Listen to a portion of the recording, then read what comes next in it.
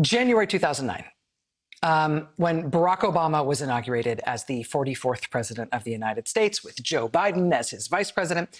In January 2009, over 800,000 Americans had just lost their jobs. The Great Recession, caused by insanity in the financial industry and the accompanying Wall Street collapse. The economy had been hemorrhaging jobs for months at a rate not seen since the Great Depression, when President Obama was inaugurated. Unemployment was headed for 10%. The Wall Street collapse had wiped out trillions of dollars in wealth. People were hurting. People were very scared. And one of the reasons Americans had just elected Obama and Biden by a nearly 10 million vote margin, and also given Democrats control of the House and the Senate by huge margins, was that Americans really desperately wanted the new government to dig the country out of the smoking, gaping economic crater that had been left by the outgoing Republican administration. And so right after the inauguration in January 2009, the new president and the new Democratic-led Congress got to work right away. Not even 1 week in on President Obama's 6th day in office, Democrats introduced a stimulus bill designed to pull the U.S. back from the economic cliff that we were at that moment already plummeting over. The bill was designed to rescue the economy from the free fall that we were in, and it was also designed to have broad bipartisan appeal while it was trying to accomplish that end. There was direct investment in infrastructure projects to get people back to work. There was aid to state governments and local governments that were just reeling from the economic disaster. There was a whole third of the bill was tax cuts. Even though that was probably the least efficient part of the new bill in terms of how a stimulus would work on the economy in real life, a third of the bill was tax cuts because that was designed to make Republicans happy. But when President Obama sat down with Republican leaders from Congress to talk to them about their ideas for stimulus, they basically had just two ideas about the stimulus, two. One is that they said the stimulus bill was too big, it should be smaller. The proposal for that bill was close to $1 trillion. They said the number 1 trillion is so big, we can't possibly do that. Republican Senator John Thune from South Dakota helpfully pointed out at the time that if you stacked $100 bills on top of each other, by the time you got to $1 trillion, that stack would be very, very tall. Or if you tied those bills end to end, which seems like a real waste of time, he said they would wrap around the earth a lot. It'd be very large numbers of things. So that was their one idea, such as it was. The bill should be smaller. If we make an imaginary stack of cash dollars to imagine the size of it, it should be a shorter imaginary stack. Economics. Their other idea was that instead of a full third of the bill being tax cuts, the whole thing should be tax cuts, and there should be no stimulus spending in it at all. So President Obama and the Democratic-led Congress in 2009, they had put together a stimulus bill with some things that Democrats liked and some things that Republicans liked. They were all aimed at rescuing the economy. They went to the Republicans and said, okay, you know, this is designed to be a bipartisan package. There's a whole bunch of stuff in it that we know you like. How can we get your votes? How can we make this bill better? What would you like to see changed here so we can get some Republican votes on board here? Shouldn't we all be pulling in the same direction? And the Republicans said, you know, well, just give us the tax cuts, the thing we like, get rid of all the stuff that you like, and then maybe we'll think about giving you a deal.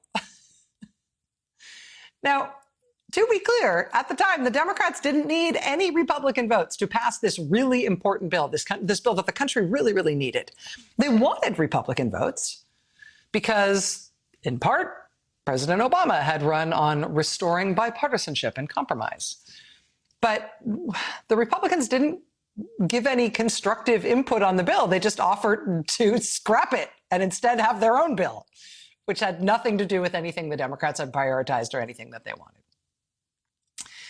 That said, the Obama White House really, really didn't want President Obama's first major legislation to pass with only Democratic votes. So part of their strategy is that they turned to a Republican senator from Maine named Susan Collins. And Susan Collins said that her vote was in play. She would vote for that stimulus bill as long as the bill was shrunk below $800 billion. Why did she need it shrunk below $800 billion? Because she said at the time it was a, quote, fiscally responsible number. She didn't explain why that was the fiscally responsible number. She just liked the number better. In other words, Senator Collins didn't look out at the wreckage of the American economy then and ask what amount of investment would be sort of best calibrated to fix the economy at that point. She just picked this number that sounded like the right size number to her. And she made the Democrats shrink their bill below that number in order to get her vote. If they wanted her vote, that's what they would have to do. The stimulus bill passed the House with 0 Republican votes. It passed the Senate with 3 Republican Senate votes, including Senator Collins. One of those Republicans that voted for it actually switched parties and became a Democrat 2 months later. So how do you catalog that in terms of a bipartisan vote? But the Recovery Act that President Obama signed into law less than a month into his presidency, it did do a lot of good. It did rescue the U.S. from the brink of economic collapse. And it did start slowly bringing the economy back to health from, again, the crisis at that point that was the worst since the Great Depression. But it started bringing the country's economy back, not just slowly, but very, very slowly. What most economists and experts have determined now, looking back at that whole process, looking back at the Recovery Act and how it worked, but honestly, you don't need to be an economist to see it. You just need to have been an American who lived through that painfully slow recovery. What is clear in retrospect is that while the stimulus did some good, it very obviously needed to be bigger. And we know, because we lived through that time, that it could have been bigger. It could have been bigger, that would have been better, and the economy could have roared back to life faster. There could have been less economic pain for Americans, and Americans, crucially, would have felt the power of government to do something good in their lives much more directly if the stimulus bill hadn't been arbitrarily cut down to a pick-it-out-of-a-hat number just to get a couple of Republican votes, just to be able to claim bipartisanship. And then after that experience with the Recovery Act, the whole thing happened again with health care. President Obama and congressional Democrats spent a year negotiating with Republicans in Congress, which they didn't need to do, trying to find some kind of bill on health care reform that could get Republican votes. The White House agreed to put the whole health care bill on hold while a bipartisan group of 6 senators worked on a compromise. How did that go? Well, in the middle of their months of negotiation, one of the Republican senators went home to his constituents in Wyoming and told them he had no intention of ever voting for any health care bill, proudly bragging to them about how good he had been at holding up the process by negotiating in bad faith.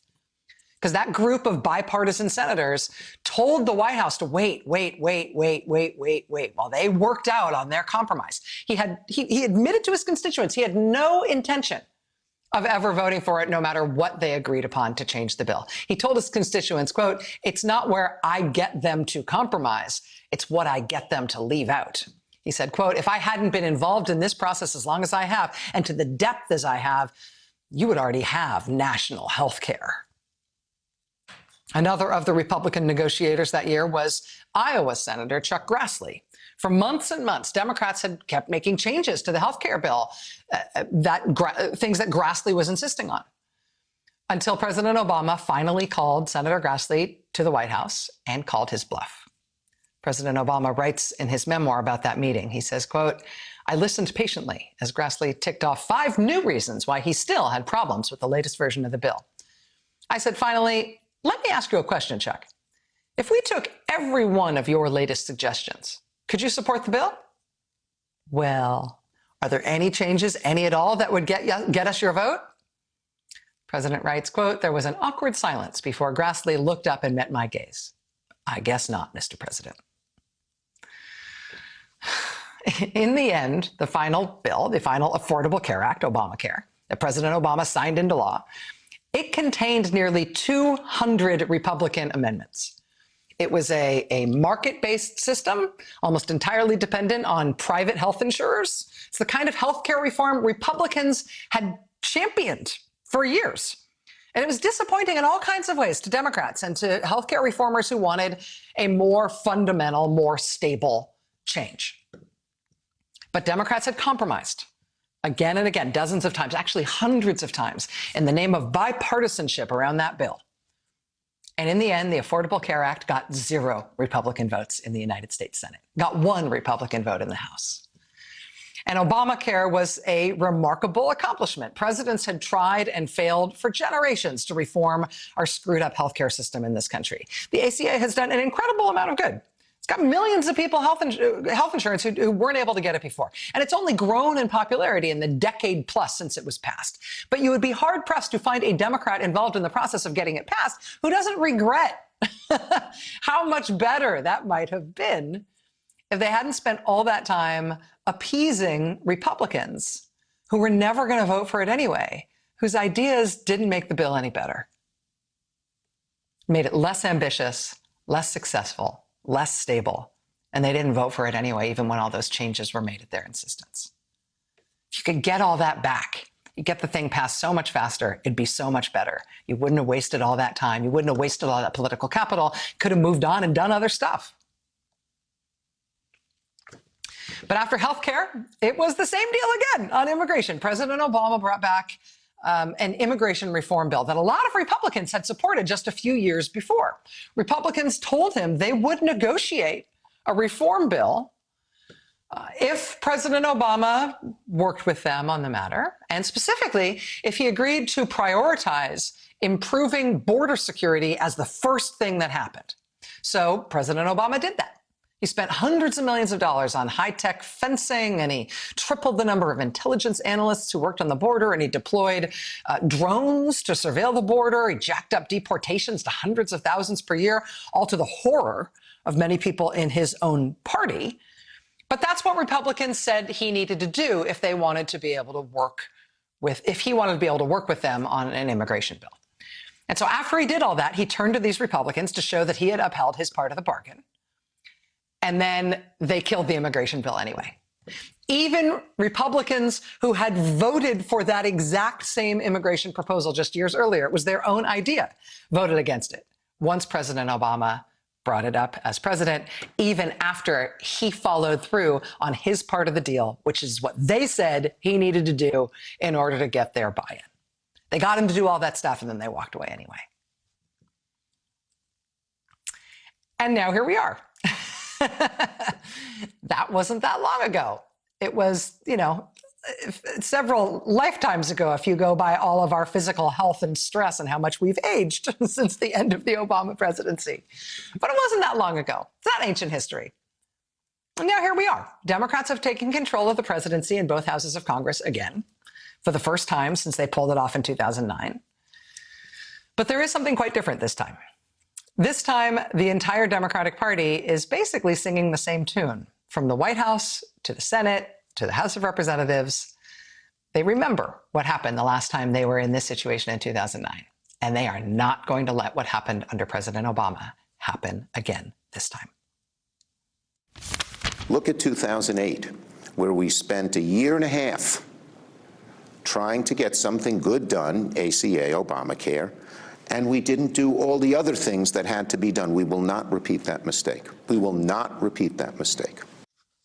We will not repeat that mistake. Senate Majority Leader Chuck Schumer here on this show just last week, talking about the mistake that Democrats made in trying to work with Republicans on Obamacare. We will not make that mistake again. Just yesterday, he reiterated the point to the New York Daily News, talking about the 2009 stimulus. He said, quote, "We cannot do the mistake of 2009, where they whittled down the program so that the amount of relief was so small that the recession lasted 4 or 5 years." This time around, the head of the Budget Committee in the Senate is Senator Bernie Sanders of Vermont. Budget Committee is the committee that will shepherd President Biden's COVID relief bill through the United States Senate. Senator Sanders was on Chris Hayes' show just last hour here on MSNBC, and he too has been making this same point. The important thing is getting a good bill passed, the best possible bill passed, a bill that will help the economy. And if Republicans want to come along with that, great. But either way, we are moving forward. If they want to come along and help pass a good bill, fine. If they want to make the bill less good, then they're not interested in the Republicans coming along to hurt the bill and make it less effective. Budget Chairman, Senator Sanders, Democratic Senate Leader, Senator Schumer, singing absolutely from the same hymnal. The number 2 Democrat in the Senate also appears to be on the same page, telling reporters that he's willing to consider making changes to President Biden's COVID relief proposal if and only if Republicans guarantee that they will vote for the bill if their ideas are incorporated into it. Illinois Senator Dick Durbin, number 2 Democrat in the Senate now, saying, quote, "You can take the $1.9 trillion package and identify elements within that might be subject to revision or amendment, so long as Republicans are telling us, and with those changes, we will support you."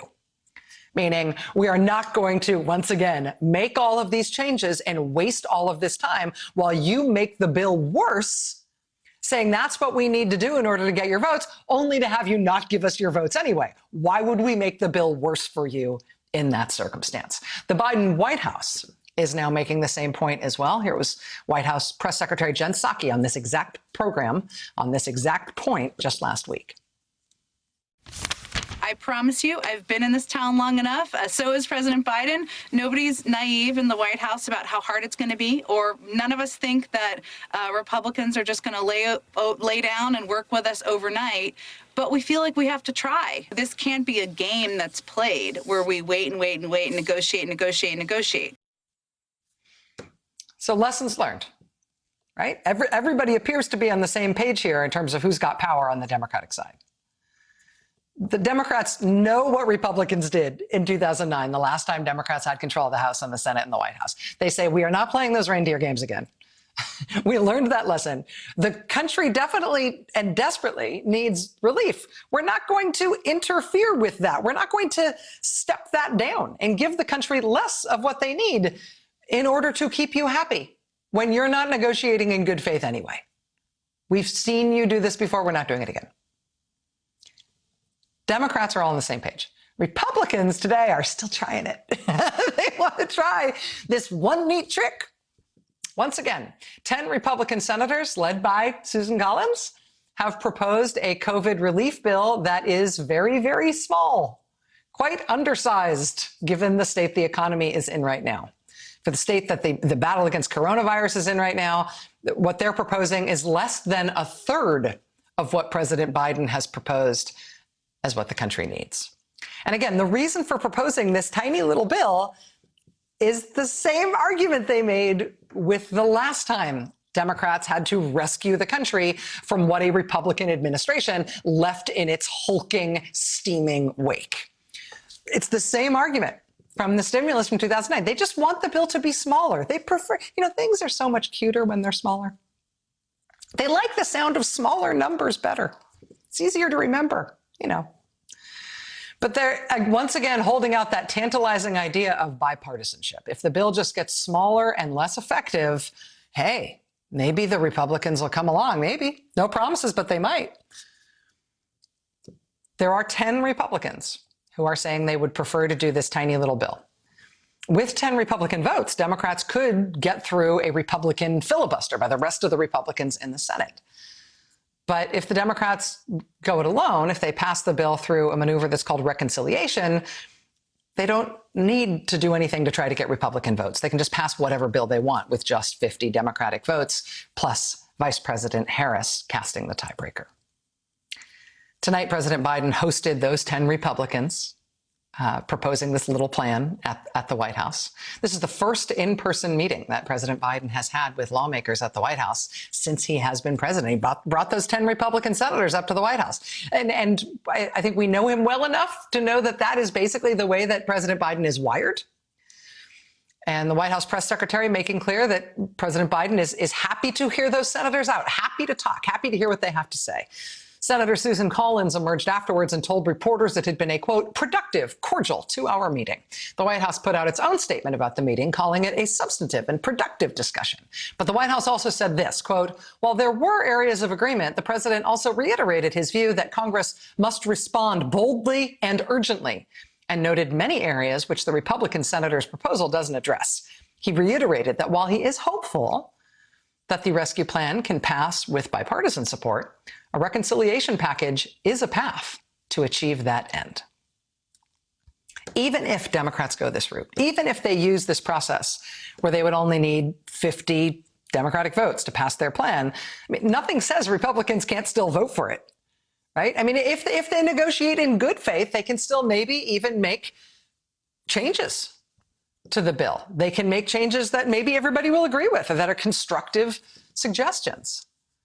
But Democrats do appear to be united this time around in saying that they're not going to let their legislation be held hostage. They are not going to do something that is worse for the country because Republicans demand it. Lessons learned. So what happens next?